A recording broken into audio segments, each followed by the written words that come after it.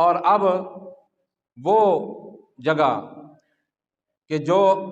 جہاں پر آسائشوں والی زندگی گزارنے والے، دنیا میں عیش و عشرت کی زندگی گزارنے والے، دنیا میں غفلت کی زندگی گزارنے والے، دنیا میں اللہ کو ناراضگی والی زندگی گزارنے والے وہاں پر جائیں گے۔ اللہ نے اپنے کلام مجید میں اس کا بھی ذکر کیا، اور اللہ کے نبی نے بھی اس کو بڑا کھول کر بیان کیا۔ اور وہ کون سی جگہ ہے جی؟ جہنم۔ اللہ اکبر۔ میرے دوستو بزرگوں، جہنم بہت بری جگہ ہے، بہت بری جگہ۔ حضرت جبرائیل امین نے جب دیکھی تو کیا واپس آ کر کیا عرض کرنے لگے، یا اللہ جہنم تو بہت ہی بری جگہ ہے، مجھے لگتا ہے کہ یہاں کوئی نہیں آئے گا۔ لیکن خواہشات والی باڑھ کے بعد کہنے لگے کہ لگتا ہے کہ ہر بندہ یہاں ہی آئے گا۔ یہ ایسی خواہشات کی جو دنیا کی چاہت اور لذت ہے، یہ بہت بڑی آزمائش ہے، بہت بڑی آزمائش ہے۔ اس آزمائش میں سے گزر جانا اور ان چیزوں کو یعنی اللہ کے حکم کے مطابق استعمال کر لینا، دنیا کی ساری نعمتوں کو، ان ساری چیزوں کو، یہ بہت بڑی یعنی کیا ہے، نعمت ہے اللہ تعالیٰ کی۔ جس کو اس کی توفیق مل جاتی ہے گویا اللہ کا وہ برگزیدہ اور نیک بندہ ہے، اور جس نے صرف اسی کو مطمع نظر بنا لیا تو وہ بیچارہ پھر آخرت میں بہت ناکام ہوگا، بہت حسرت والی زندگی ہے۔ اس جہنم کی آگ کے بارے میں اللہ کے نبی فرماتے ہیں کہ وہ دنیا کی آگ کے مقابلے میں 70 گنا زیادہ ہے، یعنی جہنم کی آگ کا ایک حصہ دنیا کی آگ کے ایک حصے کے برابر ہے۔ اب دنیا کی آگ جو ہے اس کے بھی مختلف درجے ہیں۔ ہم دیکھتے ہیں دنیا کی آگ کے بارے میں کہ جو گھاس وغیرہ کی سے جلنے والی آگ ہے، وہ جو ہے نا وہ لکڑیوں کی آگ سے ہلکی ہوتی ہے، لکڑیوں کی آگ زیادہ سخت ہوتی ہے۔ کوئلے کی آگ لکڑی کی آگ سے بھی زیادہ سخت ہے، اور بموں کی آگ جو انسانوں نے خود تخلیق کی ہے وہ کیا ہے، وہ کوئلے کی آگ سے بھی زیادہ سخت ہے۔ تو یہ آگ دنیا کی اتنی اس کے یعنی سخت مرحلے ہیں، تو میرے دوستو آخرت کی آگ کا کیا بنے گا، کتنی سخت ہوگی وہ جہنم کی آگ۔ دنیا کی آگ ہم ایک موم بتی کو جو جلا کر اس کے اوپر ہاتھ نہیں رکھ سکتے، اس کو برداشت نہیں ہے، تو وہ جہنم کی آگ جس کے بارے میں اللہ نے قرآن میں فرمایا کہ جس کا ایندھن انسان اور پتھر ہیں، اس سے اپنے آپ کو بچاؤ۔ اللہ تعالیٰ نے فرمایا کہ جہنم کی آگ سے اپنے آپ کو بچاؤ اور اپنے اہل خانہ کو بچاؤ، جس کا ایندھن انسان اور پتھر ہوں گے۔ وہ انسانوں کو اور پتھروں کو پگھلا دے گی، جلا دے گی بار بار۔ اللہ کی طرف سے جہنمیوں کے لیے بھی کیا ہے، موت تو آئے گی نہیں، مریں گے تو پھر زندہ ہو جائیں گے، پھر اسی طریقے سے عذاب، لگاتار عذاب ہوتا رہے گا۔ اور نبی اعظم نے فرمایا کہ جہنمیوں کو، بعض جہنمیوں کو جب ان کو پیاس لگے گی، وہ پانی مانگیں گے تو دوسرے جہنمیوں کی پیپ اور خون کا ملغوبہ ان کو پلایا جائے گا، جس کی وجہ سے ان کی انتڑیاں جو ہے وہ ان کے یعنی پخانے والے راستے سے نکل جائیں گی، اتنا وہ سخت ملغوبہ ہوگا۔ فرمایا کہ اگر اس کا ایک ڈول دنیا کے اوپر بہا دیا جائے کہ دنیا اس کی سڑان سے، اس کی بدبو سے تباہ ہو جائے، خراب ہو جائے۔ اور کھانے کا جب بھوک لگے گی، ان کو کھانا مانگیں گے تو زقوم کا درخت دیا جائے گا، جس کا اگر ایک قطرہ اس میں سے نکلنے والا وہ دنیا کے اوپر ڈال دیا جائے تو ساری چیزیں دنیا کی خراب ہو جائیں، ایسا ان کا کھانا ہوگا جہنمیوں کا۔ اللہ تعالیٰ پناہ عطا فرمائے ہم سب کو۔ نبی اعظم نے فرمایا کہ بعض جہنمیوں کو عذاب ہوگا، ایسے ایسے سانپ ان کو ڈسیں گے کہ جو بختی اونٹ کی طرح بڑے ہوں گے، بختی اونٹ، جس کے بارے میں محدثین کہتے ہیں کہ وہ عام اونٹ سے بہت بڑا ہوتا ہے، جسامت میں ذرا بڑا ہوتا ہے۔ اتنے بڑے بڑے سانپ اور خچر کے بڑے جتنے جو ہے نا وہ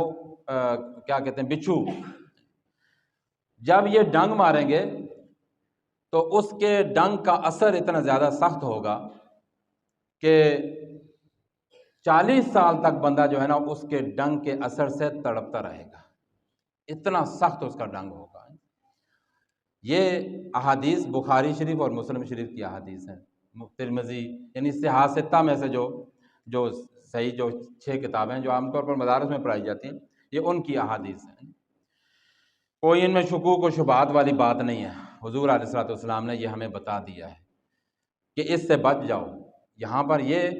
ایسے ایسے معاملات تمہیں پیش آئیں گے، اور دنیا کی آسائشوں میں زندگی گزارنے والا، دنیا کے اندر موج مستی والی زندگی گزارنے والا، کہ کبھی اس کو دنیا کے اندر کوئی تکلیف نہ پہنچی ہو، محلات میں زندگی گزاری ہو، سونے چاندی زیورات سب اس کے جو ہے نا وہ کیا ہوں، ایک قسم کے اس کے لیے باندی کی حیثیت رکھتے ہوں، مال و دولت اس کے یعنی انبار لگے ہوئے ہیں اس کے لیے، بینک بیلنس بھرے ہوئے ہوں، گاڑیاں جہاز یہ وہ سب کچھ ہو اس کے پاس، اور ایسی زندگی گزار کر گیا ہو، اور جب اللہ کے دربار میں پہنچے گا وہ، اور حکم ہوگا کہ اس کو جہنم میں غوطہ لگایا جائے، صرف اس کو جب غوطہ لگا کر نکال لیا جائے گا، جیسا کہ کپڑے کو رنگنے کے لیے اس کپڑے کے اس میں ڈالتے ہیں اور پھر ساتھ ہی نکال لیتے ہیں، تو اس طریقے سے اس کو پل بھر میں غوطہ لگا کر نکالا جائے گا، اور اس سے پھر پوچھا جائے گا کہ کبھی کوئی آسائش، کوئی سکون، کوئی چین دیکھا ہے؟ تو وہ کہے گا اے رب، اے اللہ، مجھے تو تیری قسم ہے کہ میں نے زندگی میں کبھی سکون دیکھا ہی نہیں ہے، اتنی وہ بری جگہ ہے جہنم کہ ایک غوطے سے غوطہ لگا کر جب اس کو باہر نکالا جائے گا تو وہ سب کچھ دنیا کی آسائشیں بھول جائے گا۔ یہ جو دنیا کی آسائشیں ہیں جو میرے اور آپ کے آگے پیچھے ہیں، جن کے لیے ہم حقوق العباد میں کا بھی خیال نہیں رکھتے، جن کے لیے ہم دوسروں کو ستاتے بھی ہیں، جن کو حاصل کرنے کے لیے ہم قتل تک کر دیتے ہیں، جن کو حاصل کرنے کے لیے ہم والدین کو قتل بھی کر دیتے ہیں، والدین کو مارتے ہیں نعوذ باللہ، جن کو حاصل کرنے کے لیے ہم بہن بھائیوں کا بھی خیال نہیں رکھتے، نہ اپنے پڑوسیوں کا خیال رکھتے ہیں، نہ بڑوں کا خیال رکھتے ہیں، نہ علماء کا خیال رکھتے ہیں، کہ بس مل جائیں ہمیں یہ آسائشیں، کسی طریقے سے اس زمین کے اوپر میرا قبضہ ہو جائے، کسی طریقے سے یہ جو ہے نا وہ مکان میرا ہو جائے، کسی طریقے سے میں ساری وراثت خود لے لوں، بس میرے سارے بہن بھائیوں کو کچھ ملتا ہے نہیں ملتا جائیں بھاڑ میں، مجھے مل جائے بس۔ میری بہن اگر اس کی مستحق بھی ہے تو وہ بہن کو تانے مارتے ہیں کہ شرم نہیں آئی بھائی سے مانگتی ہے، بھائی شرم کس بات کی، اس کا حق ہے، مانگے نہ تو کیا کرے، اللہ نے حکم دیا ہے، اللہ کے نبی نے بتایا ہے کہ اس کا حق دو اس کو، اس میں کیا شرم کی بات ہے؟ عجیب و غریب قسم کی باتیں، شرم اور آر کی باتیں جو ہے نا وہ بنا لی ہم نے۔ تو اس دنیا کے لیے ہم کیا کچھ نہیں کرتے ہیں، جس کا نتیجہ کیا ہے؟ ایسی جہنم اللہ معاف کرے کہ اس کا تصور بھی محال ہے، اللہ تعالی ہم سب کی حفاظت فرمائے۔ میرے دوستو بزرگوں، یہ مختصر زندگی ہے، ہم اپنی زندگی کو بدل لیں، اس جہنم والے جو راستے ہیں ان سے بچ جائیں۔ اچھا یہ بات کہ اس کا مقصد یہ نہیں ہے ہم کمانا چھوڑ دیں، ہم کاروبار چھوڑ دیں، اور ہم جو ہے نا ایک کونے میں بیٹھ جائیں، ہم جنگلوں کی زندگی اختیار کر لیں، اس سے تو بالکل ہی منع ہے۔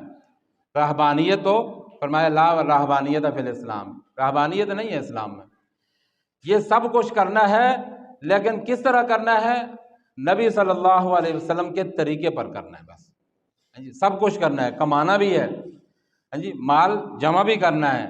جمع ہوگا تو زکوٰۃ دیتے ہیں نا بندہ، مطلب ہے کہ جمع کر سکتا ہے بندہ، جمع بھی کرنا ہے، اور اس میں سے حقوق ادا کرنے ہیں، زکوٰۃ بھی ادا کرنی ہے، غریبوں مسکینوں کو دینا ہے، اور جو نادار رشتہ دار ہیں جو ان کا حق سب سے زیادہ ہے، ان کے اوپر خرچ کرنا، ضروری نہیں کہ ہم زکوٰۃ ہی ان کے اوپر خرچ کریں، اپنے مال میں سے ان کے اوپر ہدیہ تحفہ کے طور پر اپنے رشتہ داروں کے اوپر بھی خرچ کریں، یہ اس کا اللہ کے ہاں بہت بڑا مقام ہے۔ تو ان چیزوں کو، سب چیزوں کو ہم نے دنیا میں اس طرح یعنی ان سارے کاموں کو کرتے ہوئے اللہ کے نبی صلی اللہ علیہ وسلم کے طریقوں کو دیکھنا ہے، اللہ کے حکم کو دیکھنا ہے، اور اس کے مطابق ہم نے عمل کر لیا تو ہماری دنیا بھی کامیاب اور آخرت بھی کامیاب۔ اور اگر ہم نے کسی کی پرواہ نہ کی، صرف اپنی ذات کو خوش کرنے کے لیے سب کچھ ہی کر گزرے، تو میرے دوستوں بزرگوں، موت سے لے کر جہاں جو ہے نا وہ حشر، اور حشر کے بعد پھر آگے جو جہنم، یہ بہت ہی کٹھن مرحلہ ہے، بہت کٹھن مرحلہ ہے۔ اللہ تعالیٰ ہم سب کی حفاظت فرمائے، ہمیں نیک اعمال کرنے کی، جنت والے اعمال کرنے کی توفیق عطا فرمائے، اور جہنم والے اعمال کرنے سے ہم سب کی حفاظت فرمائے۔ وآخر دعوانا الحمدللہ رب العالمین، سنتے عطا فرمائے۔